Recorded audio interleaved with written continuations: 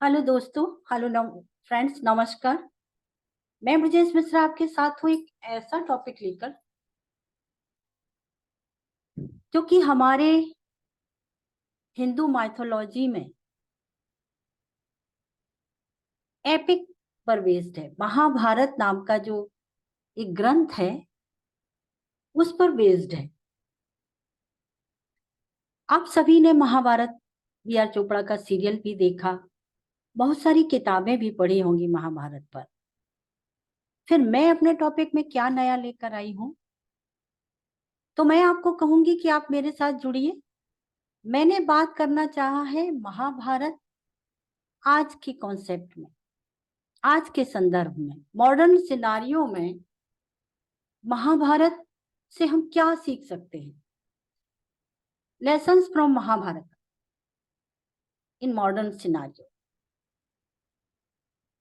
मैं बात करने वाली हूँ दो चीजों के विषय में। एक तो मैं इंट्रोडक्शन दूंगी आपको, कैरेक्टर्स से मिलवाऊंगी कि कौन थे भीष्म पितामह, कौन थी महान महारानी गांधारी, कौन था दुर्योधन और कौन थे धृतराष्ट्र। इनकी फैमिली में कौन कौन शामिल था। ये स्टोरी है हस्तिनापुर डायनेस्टी के बारे में। हस्तिनापुर के बारे में बात करेंगे जब हम, तो हमारे बहुत सारे भाई बहन बहुत कुछ जानते हैं भीष्म पितामह के बारे में। सारे करेक्टर जो महाभारत में हैं, हम सब ने उनके बारे में कुछ न कुछ सुना है, कुछ न कुछ पढ़ा है, कुछ न कुछ जाना है बहुत सारे माध्यम से।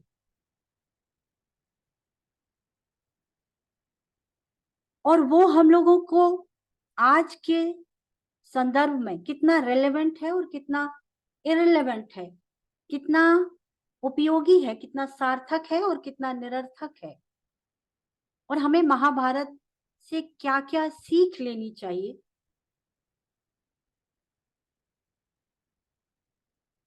और महाभारत को क्या रोका जा सकता था। तो आज के इस टॉपिक में मैं दो टॉपिक पर बात करूंगी। एक तो इंट्रोडक्शन होगा सभी पात्रों का, और दूसरा हैशटैग नंबर 1 महाभारत ना होती। मैं बहुत सम्मान करती हूँ इस एपिक का। कोई भी पात्र विलन था, हीरो था, मैं ये सब बात करने वाली नहीं हूं। मैं बात करने वाली हूं उसके चरित्रों की विशेषताओं के बारे में, क्या खासियत थी उस पर्सन में और कैसे उसकी पॉजिटिव साइड बाहर आ सकती थी जो कि नहीं आई। आने पर महाभारत को कैसे रोका जा सकता था, मैं उस सब पर बात करूंगी। निश्चित रूप से ये बहुत ही सम्माननीय जगह रखता है महाभारत हम सभी के दिलों में। तो मेरा पूरा प्रयास होगा मैं किसी भी पात्र को अपनी भाषा से, अपनी बात से क्रिटिसाइज ना करूं। मैं सिर्फ अपना परसेप्शन देने के लिए आपसे जुड़ी हूं इस टॉपिक को लेकर।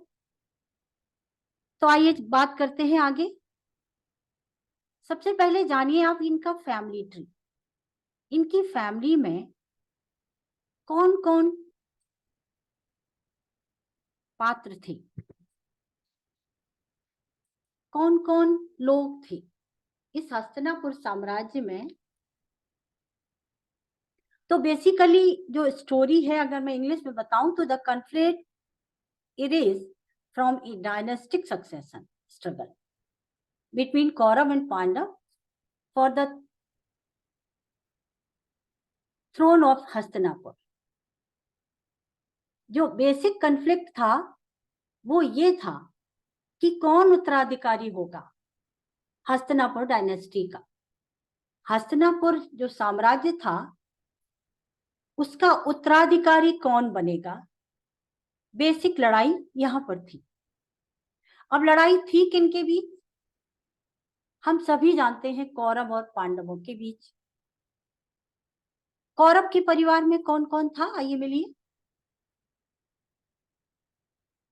और ये कौरव कौन थे? एक राजा हुए शांतनु, जिन्होंने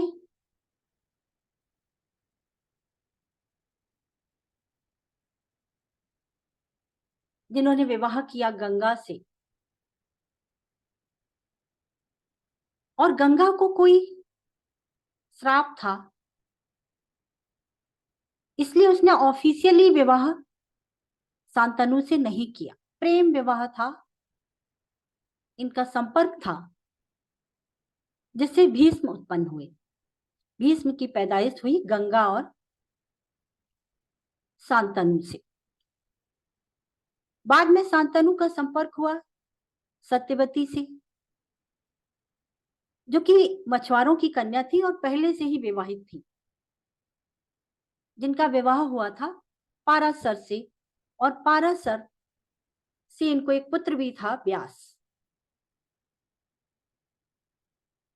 इसके बाद ये परिवार आगे चलता है, तो शांतनु और सत्यवती के दो संतान होते हैं, जिनमें एक है चित्रांगदा और दूसरे थे विचित्रवीर्य।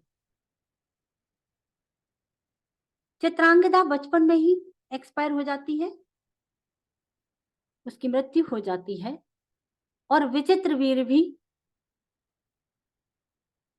बिना विवाह किए संतान के ही इस दुनिया से विदा हो जाते हैं।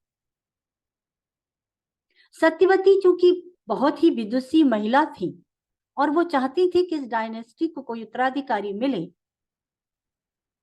इसलिए उन्होंने व्यास से संपर्क किया। और उसके पहले कहते हैं कि उन्होंने भीष्म को बहुत प्रेशर डाला, भीष्म पर बहुत दबाव डाला कि आप विवाह कर लीजिए, इस डायनेस्टी को उत्तराधिकारी की जरूरत है। लेकिन भीष्म उससे पहले एक प्रतिज्ञा कर चुके थे कि वो कभी भी विवाह नहीं करेंगे,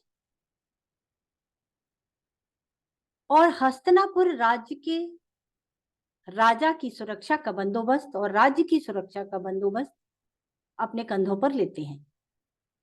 मानिए, उनकी भीष्म प्रतिज्ञा के दो हिस्से थे। पहला हिस्सा था कि वो आजीवन अविवाहित रहेंगे, और दूसरा हिस्सा था कि वो हस्तिनापुर के प्रति लॉयल रहेंगे, हस्तिनापुर शासन को संभालने की प्रक्रिया में साथ देंगे, चाहे कोई भी राजा हो, उसकी सुरक्षा का बंदोबस्त और हस्तिनापुर राज्य की सुरक्षा का बंदोबस्त उन्होंने अपने कंधों पर लिया था। जब भीष्म ने मना कर दिया, तो सत्यवती ने व्यास से बात की, जो कि पाराशर की संतान थी। सत्यवती और पाराशर के पुत्र थे। व्यास ने संपर्क किया अंबिका और अंबालिका से, जिनसे उनकी आगे की संतानें हुई धृतराष्ट्र और पांडु।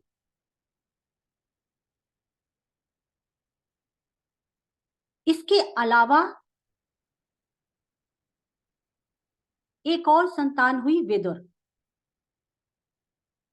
देखा जाए तो मैं सीधे सीधे आपको ये बता रही हूं कि धृतराष्ट्र, पांडु और विदुर एक ही पिता की संतान थे। इनकी माएं अलग थी, पिता एक ही थे, जो कि व्यास थे। अंबिका से उत्पन्न हुए थे धृतराष्ट्र, अंबालिका से हुए थे पांडु, और परिश्रमी से हुए थे विदुर। माताएं अलग थी, पिता तीनों के एक ही थे, इसलिए ये रिश्ते में भाई थे। एक और चीज मैं आपको यहां पर बताना चाहूंगी, क्या कारण था कि सत्यवती ने परिश्रमी के माध्यम से विदुर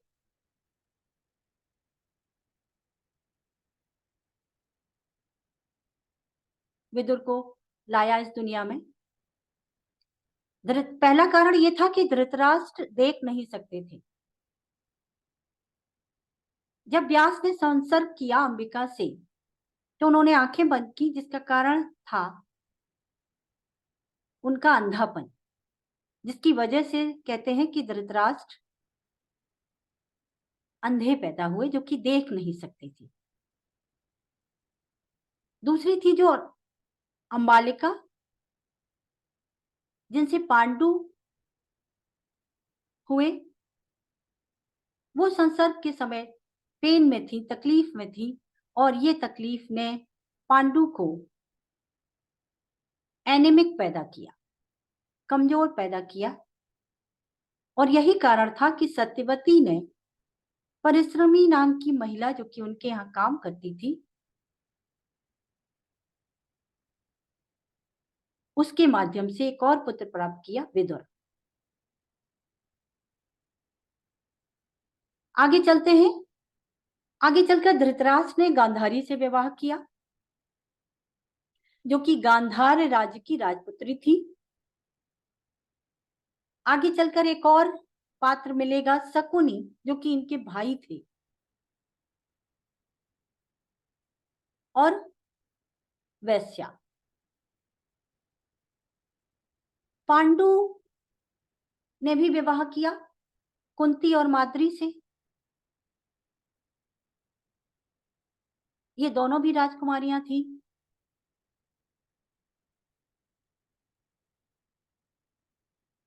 आगे चलकर जो कौरव पैदा हुए, जिसमें कि दुर्योधन, दुशासन, ये सभी गांधारी और धृतराष्ट्र के पुत्र थे।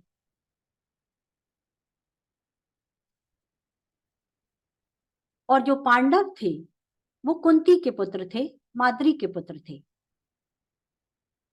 युधिष्ठिर, अर्जुन और भीम ये कुंती के पुत्र थे, और माद्री के पुत्र थे नकुल और सहदेव।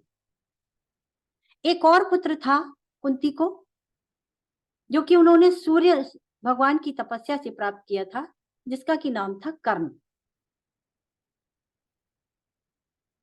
अब एक और इसमें खास बात ये थी कि पांडु का निधन संतान प्राप्ति किए बगैर ही हो गया था। उनको एक श्राप मिला था किसी ऋषि के द्वारा, जिसकी वजह से उनको जल्दी ही इस दुनिया से जाना पड़ा। तब तक इन माद्री और कुंती की कोई संतान नहीं थी। कुंती को दुर्वासा ऋषि ने एक वरदान दिया हुआ था, जिसके माध्यम से वो संतान की उत्पत्ति कर सकती है। ये काबिलियत उनको हासिल थी, और इस काबिलियत की वजह से ही उन्होंने कर्ण को हासिल किया। मैं कहना ये चाहती हूँ कि पांडवों में कर्ण सबसे बड़े भाई थे। कुंती ने कपाल मोचन में सूर्यदेव से प्रार्थना की और कर्ण को प्राप्त किया। और महर्षि दुर्वासा ने जो उन्हें वरदान दिया था,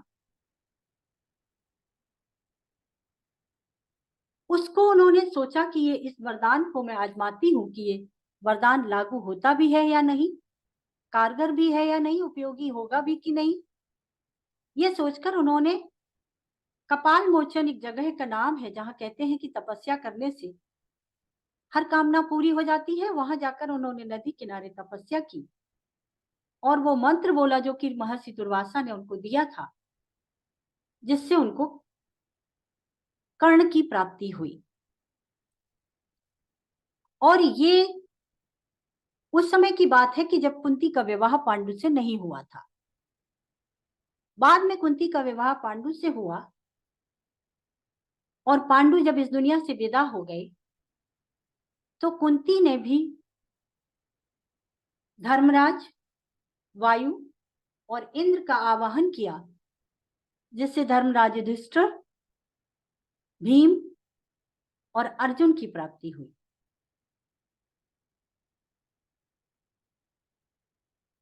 सब मिलाकर मैं ये कहूंगी कि कुंती की संतानों में 4 बेटे थे, जिसमें कि कर्ण सबसे बड़ा था। उसके बाद थे युधिष्ठिर, भीम, अर्जुन और नकुल सहदेव जो थे वो माद्री के बेटे थे। अब मैं आपको, मुझे लगता है कि इस परिचय से आपको थोड़ा समझ आ गया होगा कि कौन क्या था। और गांधारी और धृतराष्ट्र के बच्चे कौरव कहलाए और कुंती के बच्चे और माद्री के बच्चे पांडव कहलाए।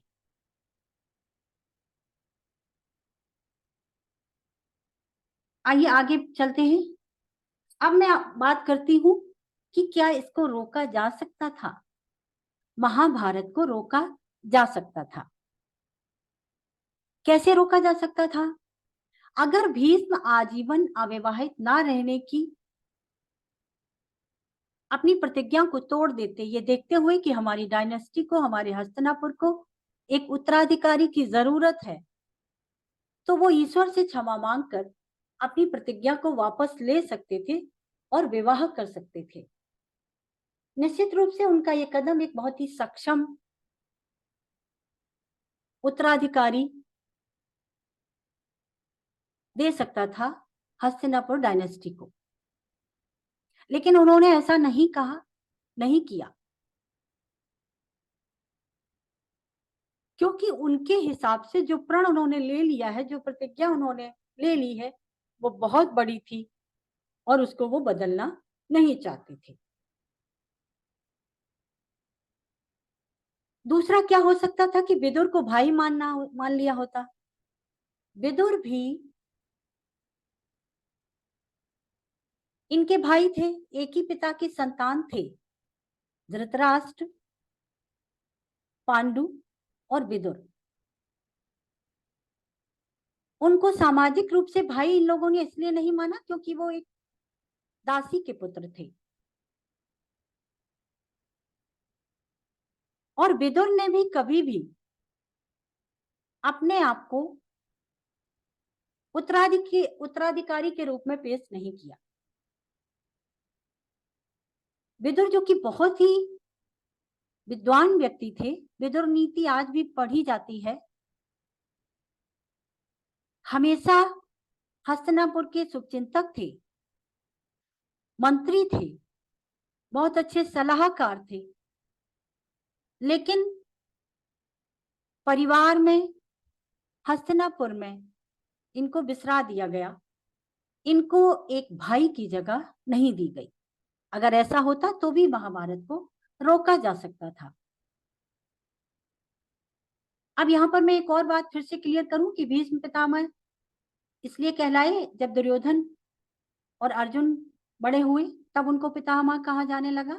लेकिन भीष्म ने विवाह नहीं किया था, तो अब बात आती थी धृतराष्ट्र की, जो कि देख नहीं सकते थे, और पांडु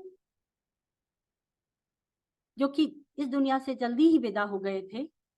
तो विदुर की हस्तिनापुर राज्य को बहुत अधिक जरूरत थी। अगर विदुर को राजगद्दी मिल जाती तो भी महाभारत रोका जा सकता था। सामाजिक तौर पे और परिवार में भी विदुर को एक भाई का स्थान दिया जाना आवश्यक था, जो कि नहीं हुआ। महाभारत होने का एक बड़ा कारण ये भी था।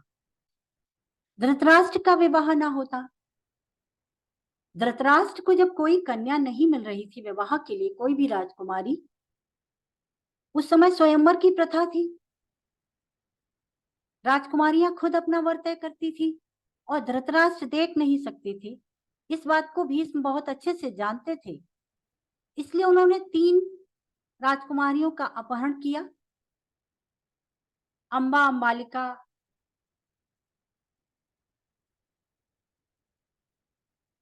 और एक और, जिसमें से एक राजकुमारी पहले से ही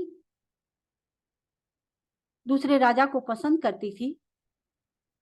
बावजूद इसके भीष्म इनको अपने हस्तिनापुर ले आए। बाद में इन्होंने उससे जाने को कहा। जब उनको ये बात मालूम हुई कि वो किसी राजा को पसंद करती है, बाद में उसने अपने आप को खत्म कर लिया, क्योंकि वहां से जाने के बाद उस राजा ने भी उसको स्वीकार नहीं किया और भीष्म ने गांधारी का विवाह अपने अंधे धृतराष्ट्र से करा दिया।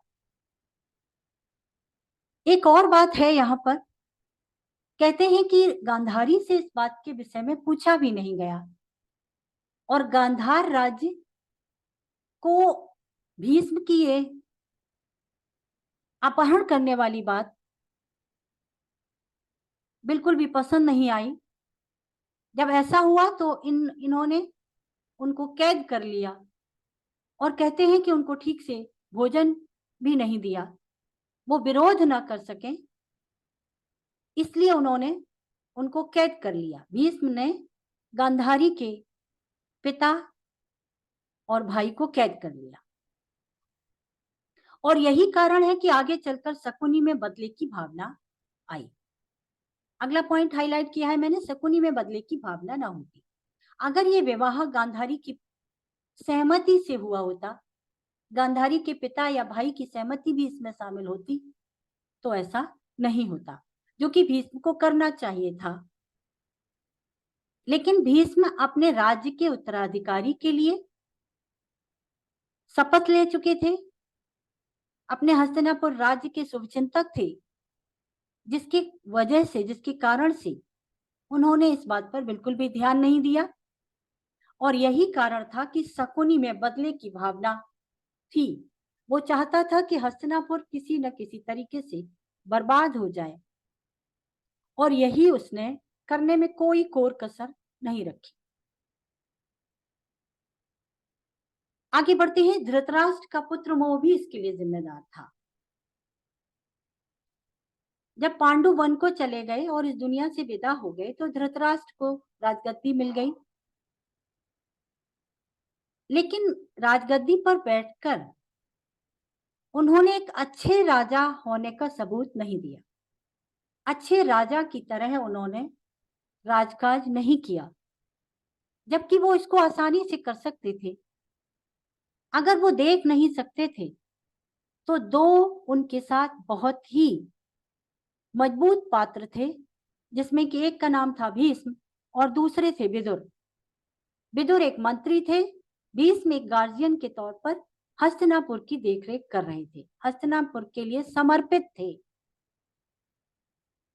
लेकिन धृतराष्ट्र पर पुत्र मोह हावी रहा। उन्होंने दुर्योधन की हर बात को चुप रहकर स्वीकार किया। मैंने बहुत जगह इस बारे में पढ़ा है कि गांधारी अपने पुत्र दुर्योधन के प्रति समर्पित नहीं थी, वो दुर्योधन की गलत बातों का विरोध करती थी, जिसको कि धृतराष्ट्र पुत्र मोह में सुनते ही नहीं थे, मानते ही नहीं थे। तो ये भी एक बहुत बड़ा कारण बना महाभारत होने का। अगर धृतराष्ट्र में अंधा पुत्र मोह नहीं होता तो भी महाभारत नहीं हुई होती। आगे बढ़ते हैं कि दुर्योधन को त्याग दिया होता। कहते हैं कि जब दुर्योधन पैदा हुए, भगवान शिव ने गांधारी को वरदान दिया था, जिस वरदान के कारण उनको 100 पुत्रों की प्राप्ति हुई, जिसमें कि दुर्योधन सबसे बड़े थे। और दुर्योधन की प्राप्ति के समय, जैसा कि उस समय चलन था, ज्योतिषी को बुलाया जाता था कि बच्चे का जन्म जिस काल में हुआ है, जिस घड़ी में हुआ है, जिस मुहूर्त में हुआ है, उसका भविष्य कैसा होगा, ये जानने के लिए। तो उस ज्योतिषी ने ये बात बिल्कुल कही थी, इस राज परिवार को बताई थी कि ये बच्चा जो आपकी कुल में आया है, ये निश्चित रूप से कुल विनाशक साबित होगा। कुल, उन्होंने और भी घटिया एक शब्द इस्तेमाल किया था, कुल कलंक के तौर पे परिभाषित किया था उस ज्योतिषी ने। और डरते डरते ये बात गांधारी को बताई थी, भीम को भी बताई थी, सॉरी, भीष्म को भी बताई थी। कहते हैं कि गांधारी थोड़े समय के लिए दुर्योधन का त्याग करना चाहती थी, लेकिन उनके पास दो कारण थे। एक तो पुत्र मोह, कोई भी महिला, कोई भी माँ अपने बच्चे को का त्याग आसानी से नहीं कर सकती। उनके लिए ये आसान काम नहीं था। इतने समय के बाद, जबकि कुंती भी माँ बन चुकी थी, उनके घर में संतान हुई थी दुर्योधन के रूप में, तो एक माँ के लिए भले ही ज्योतिषी ने जो बात कही थी उसका डर उनको था, बट वो माँ के मोह में शायद अपने बच्चे का त्याग नहीं कर सकी। दूसरा कारण, उत्तराधिकार भी उनके दिमाग में रहा होगा कि हमारा बेटा भी उत्तराधिकारी हो हस्तिनापुर का, तो शायद इसलिए भी उन्होंने त्याग नहीं किया। लेकिन अगर धृतराष्ट्र और गांधारी दोनों ये जानते थे कि दुर्योधन हमारे इस राज परिवार का विनाशक है, तो निश्चित रूप से उसकी सीमाएं तय कर सकते थे, उसके व्यवहार का, उसके अधिकारों को सीमित कर सकते थे एक राजकुमार की तरह। लेकिन उन्होंने वैसा नहीं किया। तो एक तो ये किया जा सकता था कि दुर्योधन का त्याग जो कि ज्योतिषी ने बताया था वो करते, और अगर वो नहीं कर पाए थे, जो कि संभव भी नहीं था किसी भी माँ के लिए, तो उसकी सीमाएं सुनिश्चित कर देते कि भाई राजकुमार हैं, इतना आपका है, और आप एक राजकुमार की हैसियत से ही, एक राजकुमार के सम्मान से ही रहेंगे इस राज्य में, लेकिन निर्णय करने का अधिकार आपको नहीं है। और जो कि ऑफिशियली था भी नहीं। ऑफिशियली राजा थे धृतराष्ट्र, तो निर्णय भी धृतराष्ट्र को भी लेना चाहिए था। सारे निर्णय जो आगे चलकर दुर्योधन ने लिए वो सारे उसके अहंकार के वशीभूत थे, उसकी अयोग्यता के वशीभूत थे, और यही विनाश का कारण बने। ये निर्णय अगर धृतराष्ट्र ने लिए होते, भीष्म की बात को सुना होता, विदुर की बात को सुना होता, तो भी महाभारत को टाला जा सकता है। गांधारी ने देखा होता, गांधारी का विवाह जब धृतराष्ट्र से किया गया तो गांधारी ने एक पतिव्रता स्त्री की तरह अपने आंखों पर पट्टी बांध ली। आंखों पर पट्टी बांधने का निर्णय ये एक अजीब निर्णय था। कहते हैं कि धृतराष्ट्र को भी ये निर्णय उनका पसंद नहीं था। भीष्म, विदुर और धृतराष्ट्र तीनों ही इस निर्णय के खिलाफ थे। लेकिन गांधारी शायद अपने पति को कमतर महसूस ना हो, इसलिए उन्होंने ऐसा किया। उन्होंने अपने आंखों पर पट्टी बांध ली। अगर उन्होंने अपनी आंखों पर पट्टी ना बांधी होती तो शायद वो दुर्योधन के कारनामों को, दुर्योधन जो कुछ कर रहा था अपने भाइयों को परेशान करने के लिए, वो शायद नहीं कर पाता, तो नौबत महाभारत की नहीं आती। एक पहलू ये भी है कि गांधारी बहुत ही विद्वान महिला थी, बहुत ही विदुषी महिला थी, बहुत ही योग्य महिला थी। उन्होंने भी अगर अपनी योग्यता का प्रदर्शन किया होता, आंखों पर पट्टी नहीं बांधी होती, तो भी दुर्योधन को नियंत्रित किया जा सकता था। एक माँ अपने बच्चे को नियंत्रित कर सकती थी भीष्म की मदद से, विदुर की मदद से, और अपने पति धृतराष्ट्र की मदद से। तो भी गांधारी ने ये सब देखा होता तो भी महाभारत रोकी जा सकती थी। कुंती ने कर्ण को बेटा माना होता। कहते हैं कि कुंती ने जब दुर्वासा के मंत्र को आजमाने के लिए उस मंत्र को बोला नदी किनारे, तो उनको बेटा प्राप्त हुआ सूर्यदेव की कृपा से, जिसका कि नाम कर्ण रखा गया, जिसको कि आगे चलकर कर्ण नाम से बुलाया गया। अब मैं ये कहूंगी कि जब संतान की कमी थी, उत्तराधिकारियों की कमी थी, और विवाह के पश्चात कर्ण जब उनकी आंखों के सामने था दुर्योधन के मित्र के रूप में, तो कुंती को अपने बेटे कर्ण को अपनाने की पहल करनी चाहिए थी। कुंती को अपने पूर्वजों को संज्ञान में लेना चाहिए था। कहते हैं कि ये बात भीष्म पितामह जानते थे, भीष्म इस बात से वाकिफ थे कि कर्ण कुंती का बेटा है, लेकिन जब एक माँ ही राज परिवार में और हस्तिनापुर के सामने ये बात मानने को तैयार नहीं थी कि कर्ण उनका बेटा है, तो ये भी एक विडंबना थी। निश्चित रूप से दुर्योधन से योग्य था कर्ण, दानवीर कहलाया, योद्धा था, अपनी बात का पक्का था, लेकिन कुंती ने ऐसा नहीं किया, ना तो राज परिवार के सामने और ना ही हस्तिनापुर के सामने ये माना कि कर्ण मेरा बेटा है। अगर देखा जाए तो कुंती की कर्ण अवैध संतान नहीं थे, ये तो उन पर एक ईश्वरीय कृपा थी जिसके माध्यम से उनको कर्ण सूर्यदेव के अंश के रूप में प्राप्त हुए थे। तो उनको इस बात की पहल करनी चाहिए थी। अगर उन्होंने वैसा किया होता तो भी कर्ण एक अच्छे उत्तराधिकारी साबित होते हस्तिनापुर डायनेस्टी में, और उनको उनका सम्मान प्राप्त हुआ होता और महाभारत को टाला जा सकता था, महाभारत नहीं होती। दुर्योधन ने कृष्ण की बात मानी होती। कहते हैं कि जब संधि प्रस्ताव लेकर दुर्योधन हस्तिनापुर पहुंचे कि आप 5 गांव दे दीजिए पांडवों को और मैं आपको ये वचन देता हूं कि वो शांतिपूर्वक इस बात को मान लेंगे,